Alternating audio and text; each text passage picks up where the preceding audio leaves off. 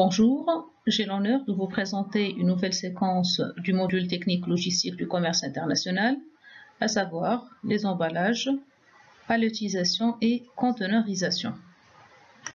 Donc commençons d'abord par la définition du terme emballage. L'emballage a pour but de protéger la marchandise pendant le transport, lors des opérations de manutention, de stockage préliminaire, intermédiaire et terminaux. Un emballage insuffisant ou mal conçu peut être cause d'avarie. Donc l'emballage assure trois formes de protection: une protection physico-chimique, une protection mécanique et protection contre le vol. Commençons d'abord par la protection physico-chimique.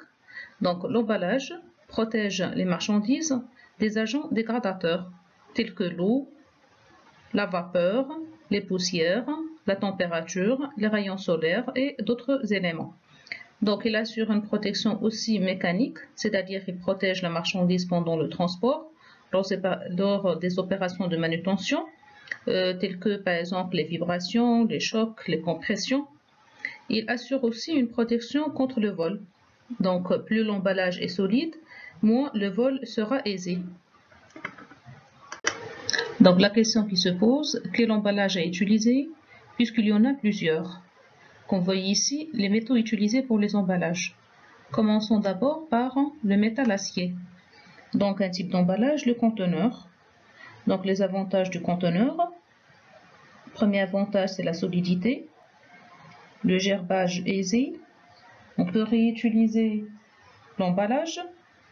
Son inconvénient, c'est le coût. Donc généralement, le coût il est élevé. Donc le deuxième métal, le bois. Un exemple d'emballage, la palette. L'avantage de la palette, c'est le gerbage. L'inconvénient, c'est l'encombrement. Un autre métal, le carton. Donc, exemple d'emballage, le carton.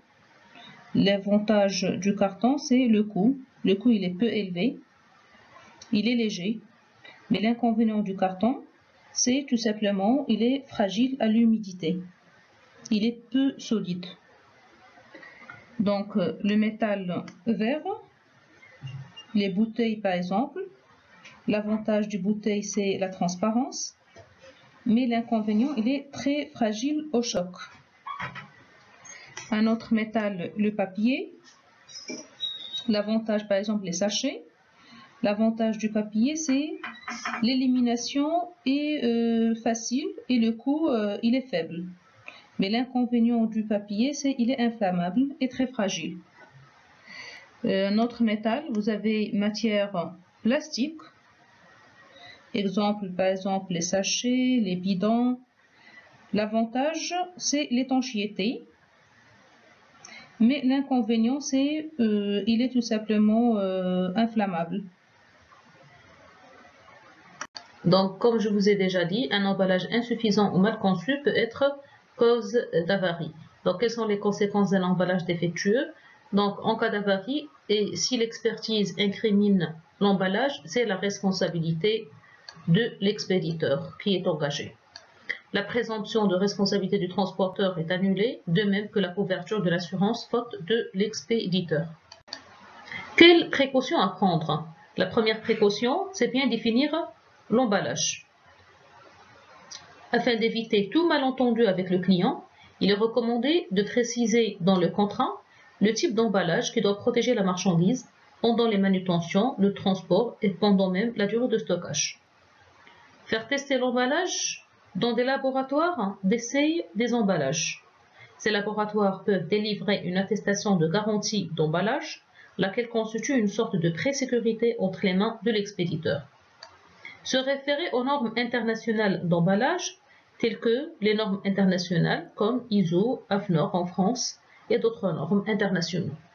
Donc, quelle est la relation entre l'emballage et l'Incoterm? Généralement, le premier terme du commerce international, c'est la famille E, le X-Works, et dans ce terme-là, c'est la responsabilité du vendeur, c'est-à-dire c'est le vendeur qui doit emballer la marchandise.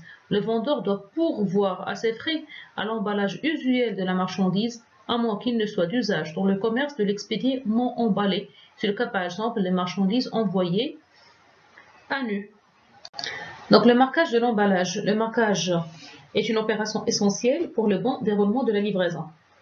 Il peut s'avérer extrêmement onéreux, ce qui impose au vendeur, d'une part, de prendre en compte le coût de marquage dès l'établissement du prix de revient, et d'autre part, il faut prévoir un marquage adéquat. Le marquage doit être lisible, indélébile, suffisant, bien placé, conforme à la réglementation du pays de destination, et un autre élément très important, il doit être discret sur le contenu du colis. Donc le marquage doit être composé de 3 parties. La première partie, inscription pouvant identifier les colis, généralement le nom de l'expéditeur, du destinataire, le port d'embarquement, de débarquement, le numéro de colis sur le total des colis. La deuxième partie, inscription relative aux caractéristiques dimensionnelles des colis. Là, c'est les dimensions en centimètres, longueur, largeur, hauteur, le poids brut en kilogrammes et le poids net en kilogrammes. La troisième partie, ce sont les marques de manutention, de transport et de stockage. C'est ce qu'on appelle d'une manière générale les pictogrammes. Et comme vous voyez, tout simplement, ce sont des photos et des exemples utilisés dans les pictogrammes. Donc la liste de colisage est un document qui contient toutes les informations utiles sur la marchandise et les colis à expédier. Donc dans cette liste de colisage, on trouve les informations suivantes. Déjà, il y a les marques, le numéro des colis, le poids brut par kilogramme, le poids net, les dimensions longueur, largeur, hauteur en centimètres, cubage, détail du contenu, le nombre de colis, le poids brut total, cubage total. La liste de colisage est l'aboutissement des opérations d'emballage, de contrôle et de marquage.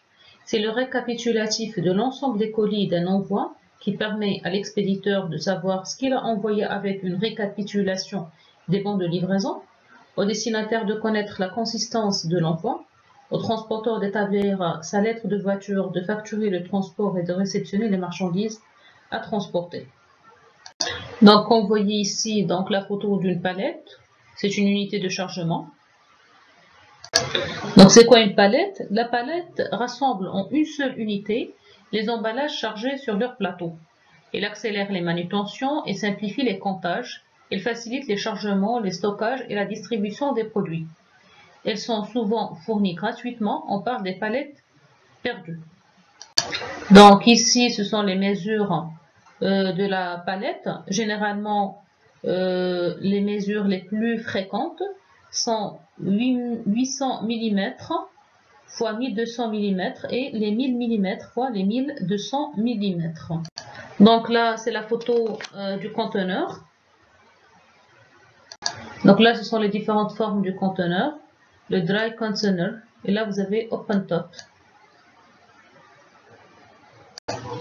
Donc le conteneur est un engin de transport conçu pour contenir des marchandises en vrac ou légèrement emballées, spécialement en vue de leur transport, sans manipulation intermédiaire ni rupture de charge, par un moyen de locomotion quelconque ou la combinaison de plusieurs d'entre eux.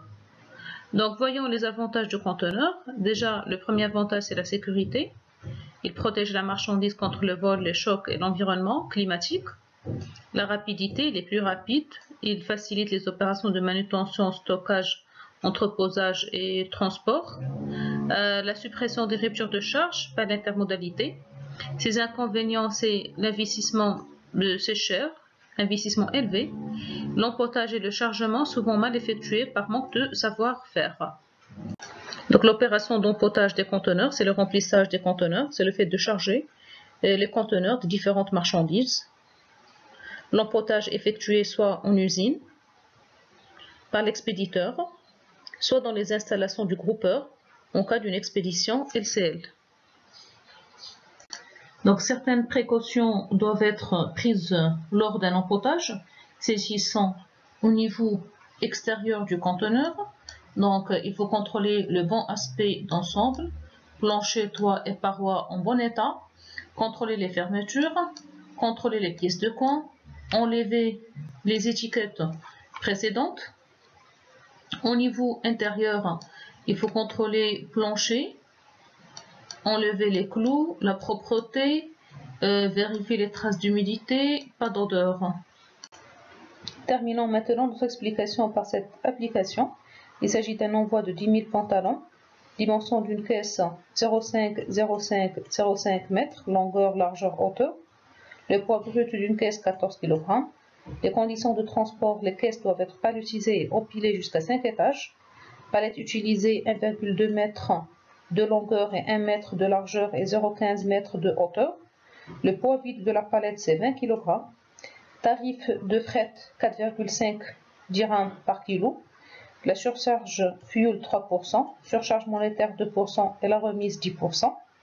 Calculez d'abord le nombre de palettes à expédier et calculez par la suite le montant du fret à payer. Corrigeons maintenant notre exercice. Donc le nombre de caisses par palette au sol est de 4 caisses. Nombre d'étages 5 étages. Donc le nombre de caisses par palette c'est 20, c'est-à-dire 4 fois 5 caisses. Et le nombre de palettes à expédier c'est 5 palettes. Donc la deuxième question, le calcul du montant du fret. Le poids réel des colis c'est 15 000 kg, c'est-à-dire 20 fois 5 plus 14 fois 5 fois 20. Le volume des colis c'est 1,2 fois 1 fois 2,65 fois 5, c'est-à-dire 15,9 m3. En conventionnel, on va appliquer la règle d'équivalence 1 tonne égale 1 m3. 15,9 c'est le poids fictif. L'UP c'est 15,9 tonnes. Pourquoi? Parce qu'on va prendre le plus élevé des deux, soit tonne ou mètre cube à l'avantage du navire. Donc le fret de base c'est 71 550. Tout en ajoutant le BAF et le CAF, le fret total c'est 75 170,43. En retranchant 10% de la remise, donc le montant du fret à payer est de 67 653,39 dirhams.